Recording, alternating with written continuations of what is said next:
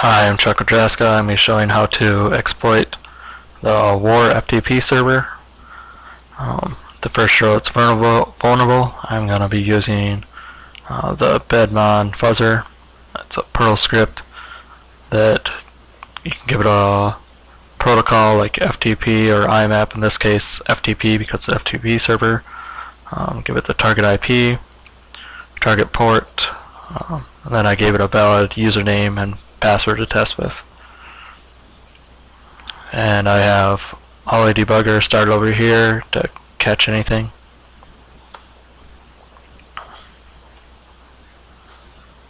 See, it started up, it's testing the username right now. Ollie debugger stopped over here. We can see the EIP and a bunch of other things got overwritten with A's. Therefore, we know that the username and the WarFTP executable is vulnerable. So the next thing I did was started building a Python script like I did in exploit 2. I'm going to skip over showing us filling the buffer with A's and instead jump to figuring out how many bytes until the EIP.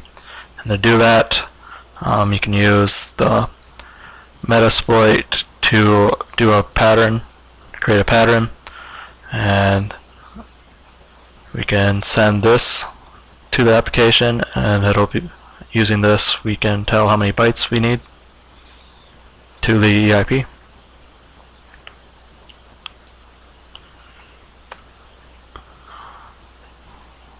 So that ran, and we get a number here in the EIP. And so I loaded up Firefox and grabbed a web application, did hex to ASCII conversion.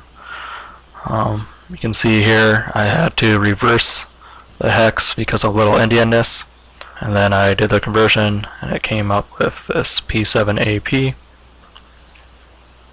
Then I went back to the Metasploit tools and got the pattern offset and gave it the ASCII that we just got, along with how big my range was. It was 500 bytes, and it ends up being that we need 472 bytes to get to the EIP, and the EIP consists of bytes 473, 474, 475, and 476.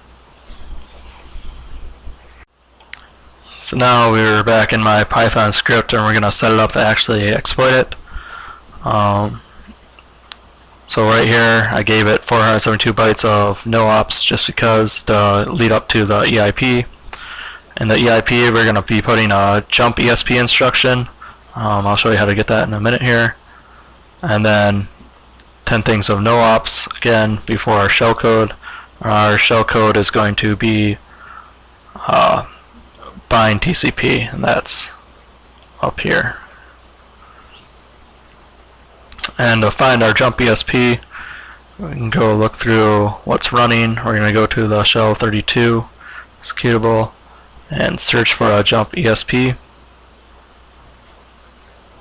You can see right here we found one, and this right here is this, but reversed again because of a little endianness.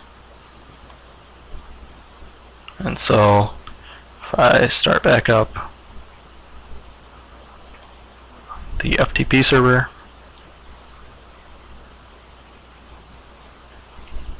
and run our exploit,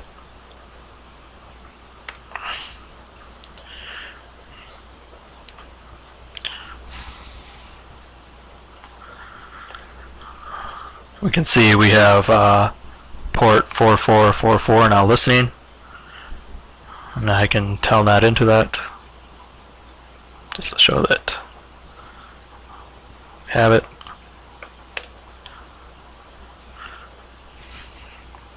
And there we can see it's exploited. So I also built a Ruby script to do this for me. In this case, added a module to Metasploit. I'll load that up and take a look at it.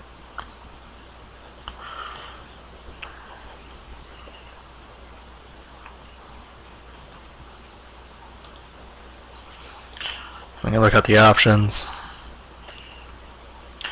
See our target IP, target port. The payload we're going to be using again is going to be a bind TCP.